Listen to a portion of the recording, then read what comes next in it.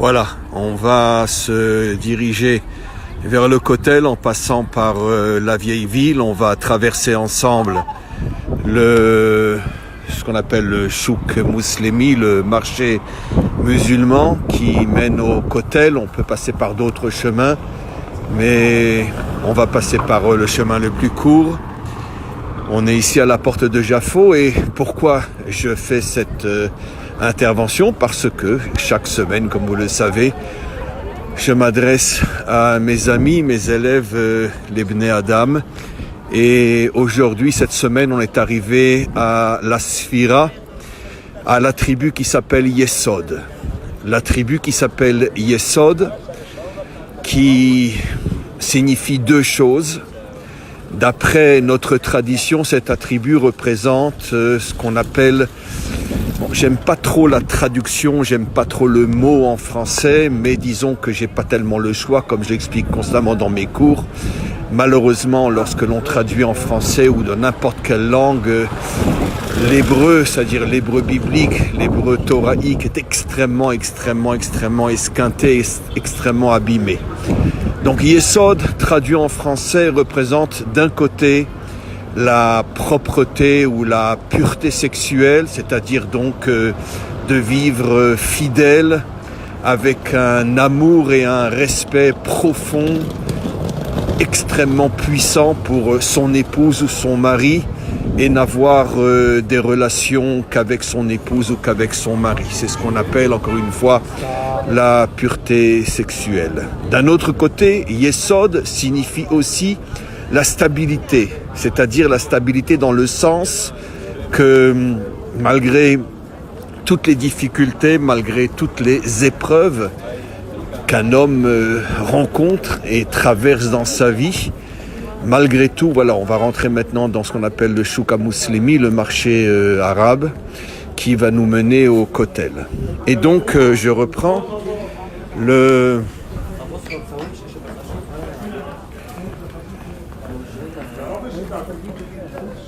la deuxième explication, excusez-moi, j'ai regardé mon enregistrement, il me dit que c'est faible, le réseau est faible, là où je me trouve. J'espère que malgré tout, vous arriverez à recevoir donc ce cours. Quoi qu'il en soit, donc la deuxième explication, c'est la stabilité, c'est-à-dire dans le sens, comme je commence à l'expliquer, malgré toutes les difficultés, malgré toutes les épreuves qu'un homme traverse dans sa vie, malgré tout, rien ne le fait tomber. Il reste stable. Et finalement, comme on le sait, le personnage qui représente ces deux qualités à la fois, comme je l'ai expliqué, d'un côté la propreté sexuelle, d'un autre côté la stabilité, c'est-à-dire la stabilité, encore une fois, dans le sens qu'aucune épreuve n'arrive à me déstabiliser, aucune épreuve arrive à me faire tomber. Le personnage qui représente ces deux qualités, qui sont en vérité toutes les deux contenues dans la notion de Yesod, cette sphira dont on parle aujourd'hui, cet attribut dont on parle aujourd'hui, c'est bien sûr le personnage de Yosef. Car effectivement, il n'y a pas dans tous les personnages bibliques, je parle des 5 livres de la Torah, il n'y a pas un personnage qui a été autant éprouvé, autant jeté à terre dans les conditions les plus terribles qu'on puisse imaginer, comme on le sait, comme je l'ai déjà expliqué de nombreuses fois dans mes cours. Et d'un autre côté, c'est aussi un homme qui a été éprouvé sur le plan donc sexuel avec l'épouse de Poutifar, et d'une manière générale, d'après notre tradition, toute sa vie, c'était un homme qui était extrêmement beau, extrêmement fort, extrêmement intelligent, et toutes les filles de l'Égypte, surtout quand il est arrivé au pouvoir, toutes les filles de l'Égypte essayaient de le faire tomber, de l'amener avec elles. Et donc, malgré tout, il n'est jamais tombé. En vérité, quel est le lien entre ces deux qualités qui sont contenues toutes les deux dans le mot Yesod? D'un côté, la pureté sexuelle, et de l'autre côté, le fait d'être quelqu'un qui, malgré toutes les épreuves incroyables que l'on puisse traverser, des fois des épreuves insupportables comme celle qu'a traversée Yosef, malgré tout, il ne tombe pas. Et il est toujours là, fort, bien installé sur ses deux jambes, et sur le plan physique et sur le plan moral et spirituel. Eh bien, l'explication est très simple. L'un est lié à l'autre.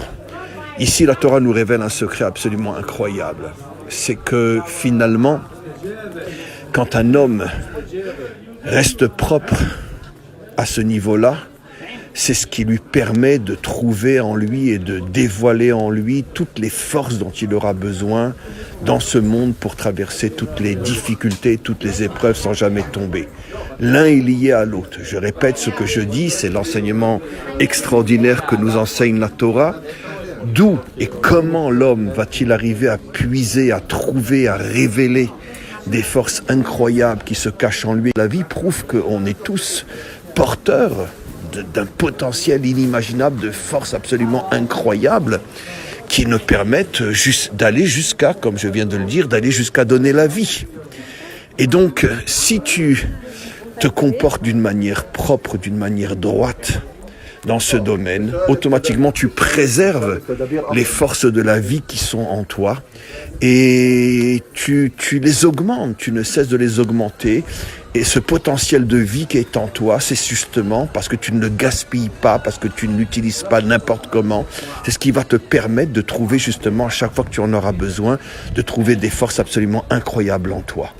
Par contre, si tu te comportes mal dans ce domaine-là et que tu gaspilles ta vie n'importe comment, n'importe où, avec n'importe qui, et que tu ne sais même plus avec qui tu as été, avec qui tu n'as pas été, ça veut dire que tu passes ton temps finalement à jeter ta vie dans toutes les poubelles que tu rencontres.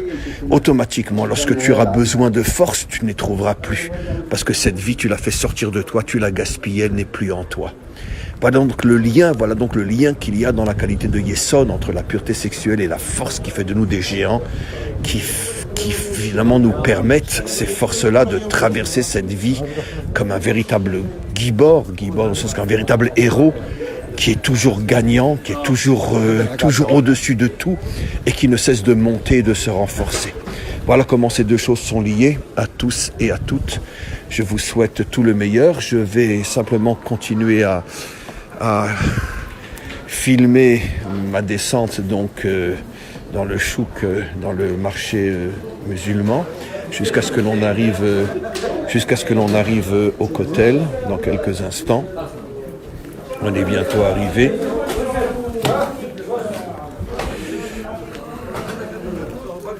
Voilà, encore quelques mètres et en principe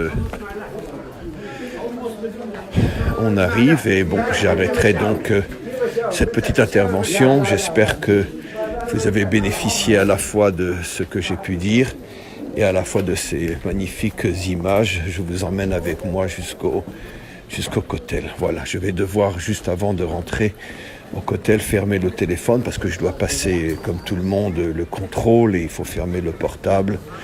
Et je ne pourrai donc plus enregistrer. Voilà, on est bientôt arrivé.